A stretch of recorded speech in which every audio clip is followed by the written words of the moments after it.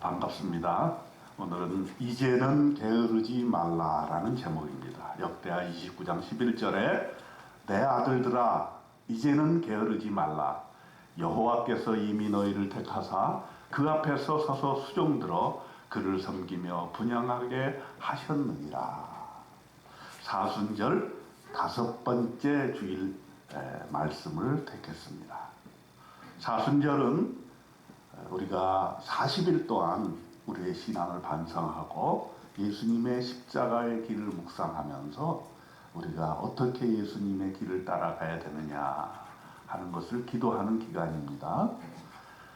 오늘은 게으름에 대해서 생각을 해봅니다. 우리가 그동안 얼마나 영적으로 게을렀는가 하는 것이죠. 사실 우리 현대사회에서 바쁘지 않은 사람이 어디 있습니까? 다 바쁩니다. 네, 어린이도 바쁘고요, 어른들도 바쁘고, 심지어 퇴직한 사람은 너무너무 바빠서 힘들다고들 얘기를 해요. 퇴직하면 좀 시간 좀 날 줄 알았더니 퇴직하니까 더 바빠서 놀다가 지친다. 그렇게들 얘기를 하세요. 어린 학생들 보니까 정말 너무너무 불쌍해. 그냥 학교 갔다 오면 학원 가야 되지. 학원 가면 학원 한 군데만 다니나요? 영어 학원 다녀야지, 피아노 학원 다녀야지, 태권도 배워야지, 축구 교실 가야지, 수영해야지. 앉아서 놀 틈이 없어요. 놀 틈이 없어요. 그런데 오늘 성경에서 말하는 것은 너희들이 그렇게 바빠서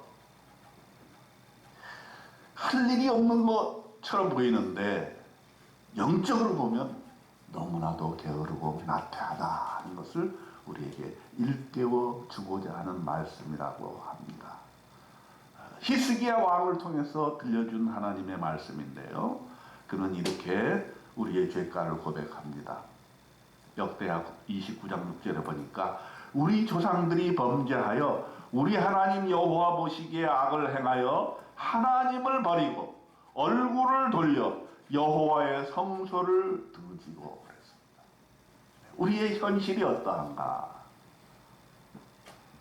하나님 보시기에 악을 행하고 있다 그랬어요. 근데 우리가 이런 성경을 읽으면 하나님, 우리는 그래도 예수 믿는 자로서 악을 멀리하려고 했고 죄를 짓지 않으려고 애를 썼습니다. 이렇게 얘기하고 싶습니다.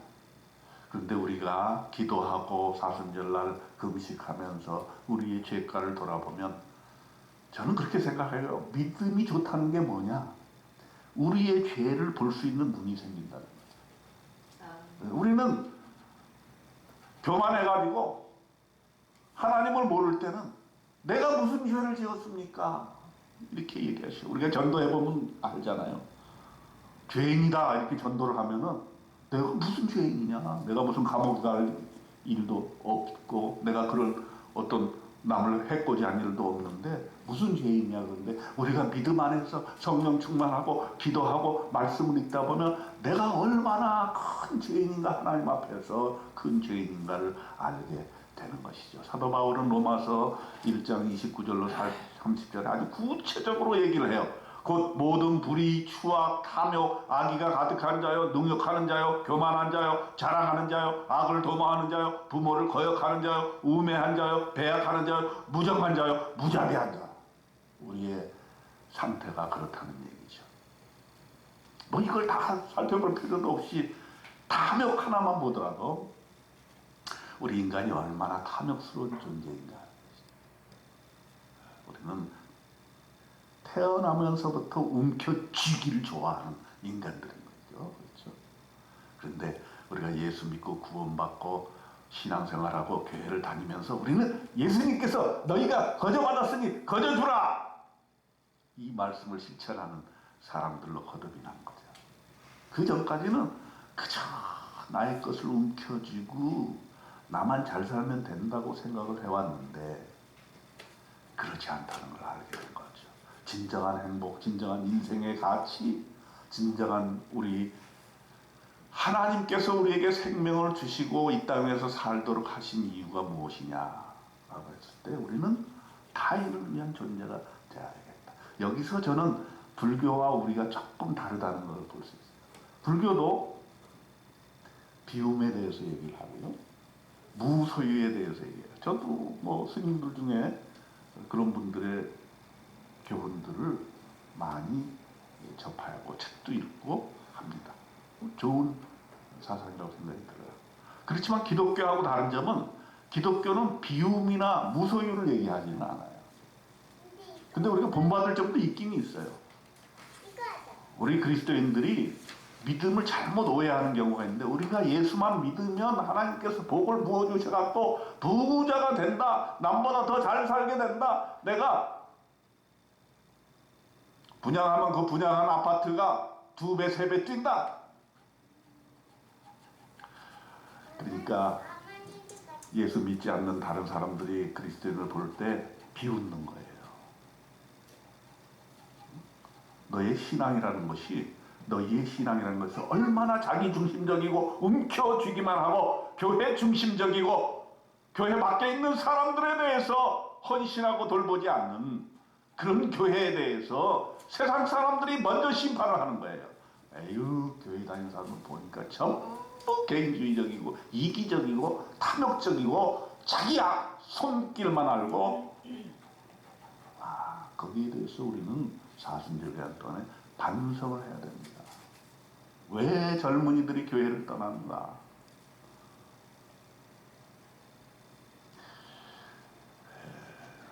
우리는 하나님께서 복을 주셔서 우리의 부가 창출이 되고 잘 살게 되는 것, 그걸 부인하는 거 아니에요. 그러나 우리는 거기서 한 단계 더 나가서 왜 우리가 부를 창출하고 왜 우리가 잘 살아야 되느냐? 그것은 다른 사람을 섬기기 위해서 그런 것이죠. 그것은 예수님의 사상이에요. 네? 그리고 만일에 어떤 부가, 어떤 좋은 일들이, 어떤 나의 가정에 있어서의 좋은 일들이 나에게 온다면 그것은 하나님의 축복인데 하나님의 도우심으로 된 것이라는 것을 우리는 알게 되는 거죠. 그래서 우리에게 있는 모든 것이 하나님께로부터 온 것이라는 사실을 우리는 고백하는 거죠. 불교가 비우고 갖지 않으려고 한다면 우리는 그 단계를 더 넘어서는 거죠. 우리가 갖는 이유는 다른 사람을 섬기기 하고 더 거룩한 일을 위해서 쓰기 위해서 우리에게 부가 있는 것이고 하나님께서 그렇게 우리를 주신 것이라는 사실을 우리가 깨달아 알아야 한다는 것이죠. 그렇기 때문에 우리가 가지고 있는 탐욕, 움켜쥐고자 하는 것, 나 중심의 생활을 하고자 하는 것, 이런 것들 하나님 앞에 내어놓고 내가 어떻게 다른 사람을 좀 더 섬길 수 있는가에 대해서 한번 생각을 해봐야 된다는 것입니다.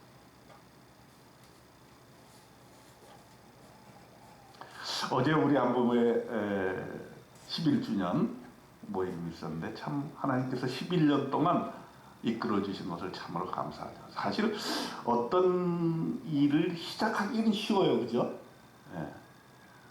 근데 그것을 꾸준하게 함께 더불어 같이 가는 거, 이건 쉬운 일은 아니라고 생각이 드는데, 저는 우리 장례 기념일도 그렇지만은 우리 한부모의 장례반 때 이렇게 어제도 카톡을 이렇게 보냈어요. 한 11년 동안 우리를 참 기도해 주시고 응원해 주신 분 참 감사합니다. 이렇게 카톡을 보냈어요. 감사한 일이죠. 감사한 일이죠. 누군가가 더불어 함께 한다는 거, 이거 쉬운 일이 아닙니다. 여러분, 세상 사람들요, 여기 보면은 뭐라 그러냐면 무정한자요, 무작위 한자라 그랬어요. 여러분, 세상에 나가서 여러분 생활해봤지만요, 절대로 자기 자신의 유익에 위반이 되면 같이 하지 않고 돕지 않지. 그게 세상인 것이죠. 그런데 우리가 어떤 일을 할 때 함께하고 돕고 또 마음을 같이 하고 응원해 주는 것, 이건 참으로 감사한 일이고 그렇게 우리가 살아야 되는 것이죠. 참으로 감사한 일이 아닐 수가 없습니다.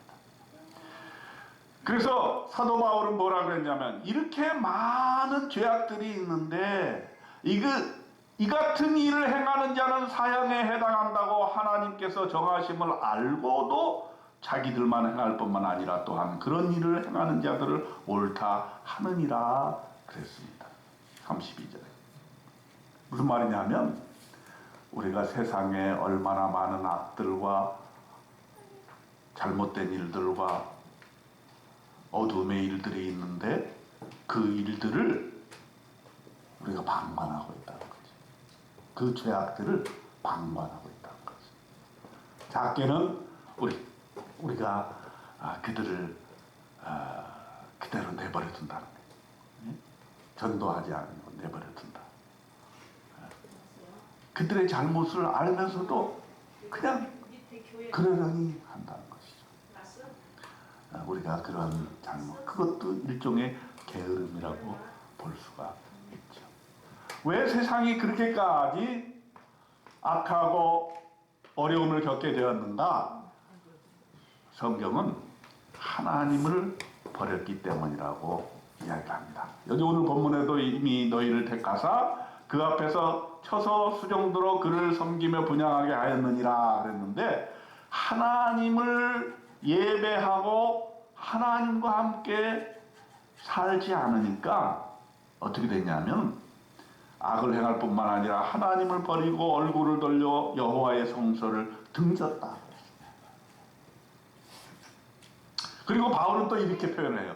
창세로부터 그의 보이지 아니하신 것들 곧 그의 영원한 능력과 신성이 그가 만드신 만물에 분명히 보여 알려졌나니 그러므로 그들이 핑계하지 못할지니라.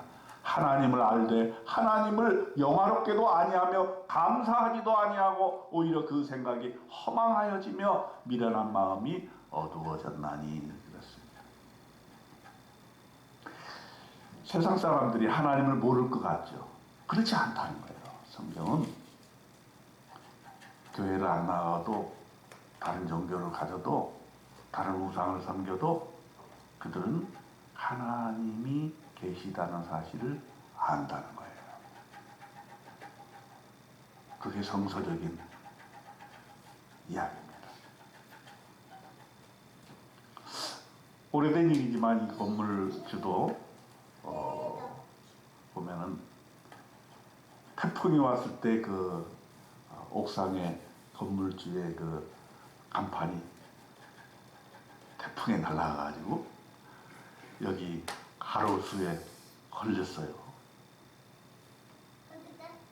그게 지나가는 사람에 맞았으면 즉사했죠. 대롱대롱 걸려있는데 그것을 119에 전화해가지고 그걸 잘 끌어내렸죠. 3층에 화재가 났는데 새벽 2시에 불이 나가지고요. 막 소방서 들어와가지고 유리를 깨고서는 막 진화했던 적이 있어요. 그렇게 이제 건물 가진 분들도 상당히 힘들 것 같아요. 그죠?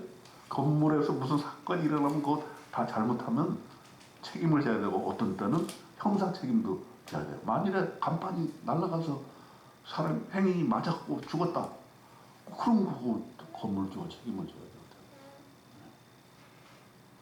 돼요. 그런 일이 있고 난 다음에 이제 이 건물에 관계된 분들 모여서 얘기를 하는데, 참 하나님 도우심으로 자기네들 살아났다 그런 얘기를 해요. 교회를 한 번도 다녀본 적이 없는 사람들이. 그래서 제가 이 말씀이 기억이 나요. 세상 사람들이 하나님을 모르는 것 같지만은 영원하신 능력과 신성이 그 만드신 만물에 분명히 보여 알려졌기 때문에 핑계할 수 없다. 그리고 자연을 보게 되면 해가 뜨고 달이 뜨고 또 별이 있고 또 천지 만물이 온통. 오늘도 우리 주차장에 갔더니 그 우리 양평에서 가져온 매화, 홍매화가 피었어요. 여러분 이따 가다가 한번 보세요. 홍매가 피어서 하나 꺾어서 여기다 지금 꽂아놨어요. 향기가 아주 좋습니다. 작년에도 보니까 3월 중순 말 정도 되니까 이렇게 피던데 오늘도 3월 중순 지나가니까 이제 피었어요. 자, 이런 모든 세상의 만물들을 보게 될 때 하나님이 살아계신 것을 일반 사람들도 예수 믿지 않아도 알게 된다는 거예요. 마음속에 그걸 알게 된다는 거예요. 그런데 오히려 그 생각이 허망해지며 미련한 마음이 어두워져서 하나님을 거부하고 얼굴을 돌려버린다. 하나님을 향해 가야 되는데 인간들은 하나님을 향해 가지 않고 얼굴을 돌려버린다. 그리고 여호와의 성소를 등진다. 여호와의 성소를 등진다. 외면한다는 거죠. 인간이라면 누구에게나 하나님을 알만한 것이 양심에 있는 것인데 또 자연을 보더라도 하나님의 손길이 있는 것인데 결코 핑계할 수 없는 것인데 그들은 하나님께로 가지 아니한다라는 거예요. 여기에 우리 역할이 필요한데 우리가 게을러서 그들을 하나님 앞으로 인도하지 못한 게으름을 하나님 앞에 우리가 지금 고백하고 하나님 우리가 좀 더 열심을 내게 도와주옵소서. 우리가 기도하는 시간을 갖게 되는 것입니다.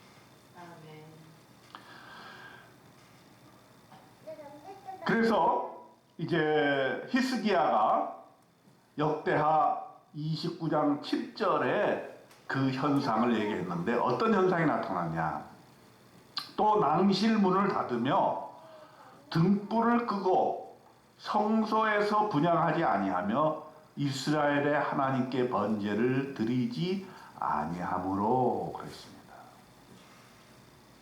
낭실문을 닫는다는 것은 성소의 문을 닫는다는 거예요. 저는 우리가 개척 초기부터 교회의 문을 개방하자. 그래서 지금까지 우리가 실천을 해오고 있지 않습니까?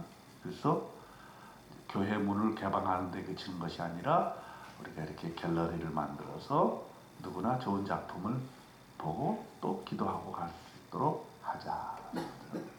이 성소의 문이 닫혀 있습니다. 지금 우리 서울 시내 교회들 다 보세요.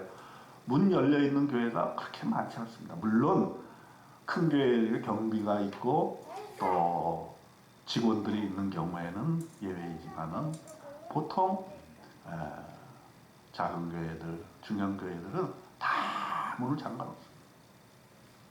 그러니까 주일날만 여는 거예요.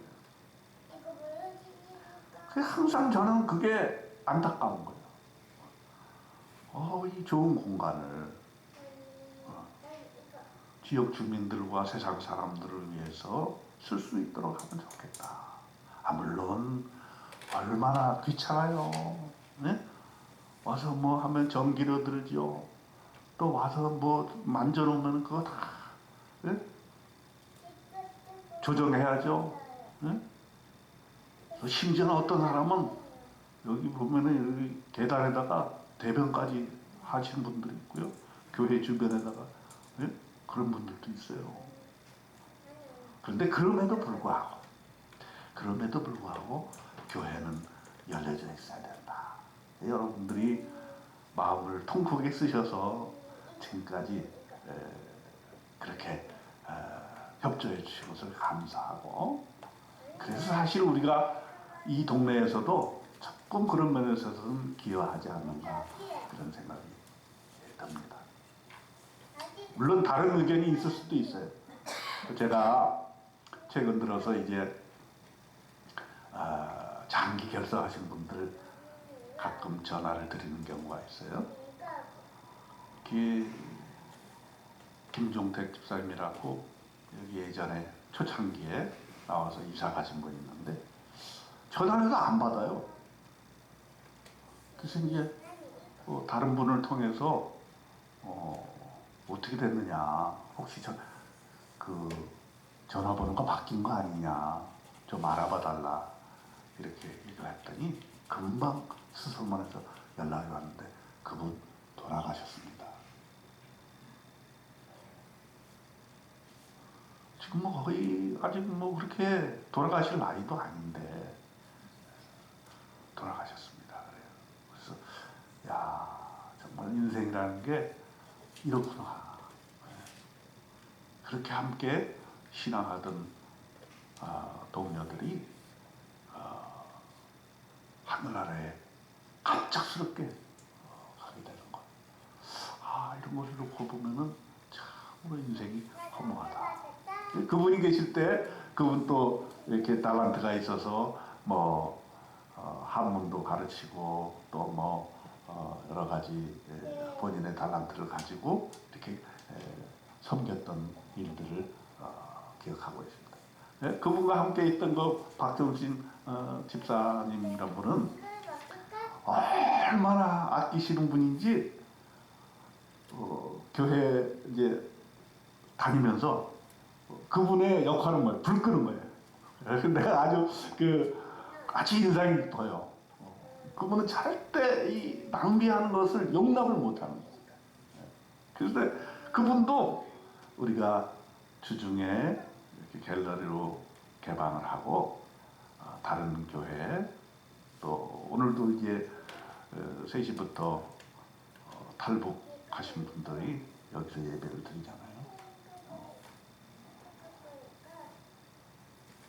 그런 예배를 드리기 위해서 우리가 전기를 쓰고 이렇게 열려 있다는 것에 대해서는 또 믿음으로 감사하게 여기시더라고요.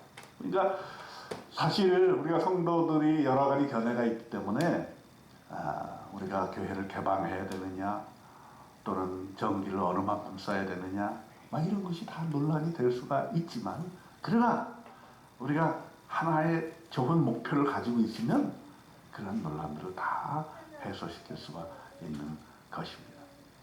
그래서 여기 보니까 낭실 문을 닫으며 이게 뭡니까? 지금 그 당시에 문제가 무엇이다 하는 걸 지금 히스기야가 얘기를 해주고 있는 거예요. 낭실의 문을 닫으니까 사람들이 성소에 오지를 못하는 거예요. 오고 싶을 때 와서 기도를 해야 될 거야. 등불을 껐다 그래서 등불을 껐다. 사실은 이것은 성경에서 나올 때 성경 공사를 할 때부터 이건 하나님께서 특별하게 명령하신 것인데 등불을 끄지 말라 그랬어요. 왜 등불을 끄지 말아야 됩니까? 이건 기도를 얘기하는 거예요. 기도를. 그래서 성전을 건축했을 때 그 안에 성소에 등불을 끄지 말아야 된다. 그런데 그 당시 상태가 낭실문도 닫았고 등불을 끄고 성소에서 분향하지 아니하고 이스라엘 하나님께 번제를 드리지 아니하였다. 그러니까 얼마나 그 당시에 믿음 생활이 문제가 있었는가 하는 것을 알 수가 있는 것이죠. 그러니까 이것을 오늘날로 보게 될 것 같으면은 예배를 하나님을 경배하고 예배하는 것을 생명과도 같이 여기라고 하는 거예요. 문을 닫지 말라는 거예요. 등불을 끄지 말라는 거예요. 예배는 생명과도 같은 것인데 하나님께 번제를 드리지 아니하면 그 생명이 끊어지게 되는 것입니다. 그래서 히스기야가 개혁을 하면서 예배의 중요성을 인식하고 이렇게 예배를 드립니다. 29장 27절로 28절을 보니까 히스기야가 명령하여 번제를 제단에 드릴새 번제 드리기를 시작하는 동시에 여호와의 시로 노래하고 나팔을 불며 이스라엘 왕 다윗의 악기를 울리고 온 회중이 경배하며 노래하는 자들은 노래하고 나팔 부는 자들은 나팔을 불어 번제를 마치기까지 이르니라. 히스기야 개혁의 가장 원초적인 핵심은 예배를 회복하는 것이었다. 우리도 뭐에 게을르지 말아야 되는가? 예배에 게을르지 말아야 되겠다. 지난 금요일 날 제가 이제 우리 지방의 임원을 맡고 있기 때문에 목사 안수자를 이제 모아가지고 그들을 이제 훈련 또 또 영성일지 쓰는 것을 점검을 해서 목사 안수를 받을 수 있는 자격이 있는가를 검토하는 시간을 우리 임원들이 가졌어요. 그런데 거기 이제 영성 수련하는 그 양식에 기도 하루에 2시간, 성경 읽기 3시간, 전도 하루에 2시간 이렇게 해서 그걸 다 본인이 스스로 이제 체크를 하게 되는 거예요. 몇 주간 그걸 이제 훈련을 하는 거예요. 다 이제 부사역자를 하시는 분들 교회에서 예를 들어서 어떤 분들은 청년회를 맡고 어떤 분들은 개척을 해서 직접 사역을 하는 분도 있고 어떤 분들은 교육부서를 맡고 어떤 분들은 상담부서를 맡고 다 이제 이런 전도사님들인데 너무 바빠가지고 이거 하기가 정말 힘들었다. 그래서 우리가 그랬습니다.